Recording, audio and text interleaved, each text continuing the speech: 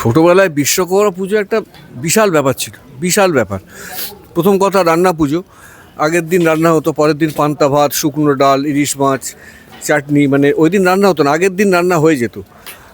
সেই খাওয়াটা একটা বিশাল ব্যাপার ছিল।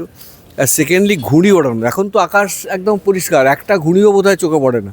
তো তখন মানে ঘুড়ির জন্য আকাশ দেখা যেত না।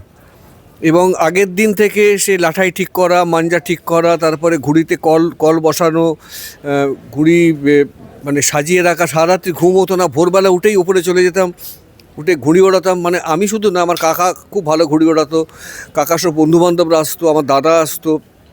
মানে বাড়িতে একটা উৎসব হতো, খাওয়া দাওয়া প্লাস ঘুড়ি ওড়ানো। তারপরে মধ্যে মধ্যে পাকোড়া আসতো, চা কফি আসতো ছাতে।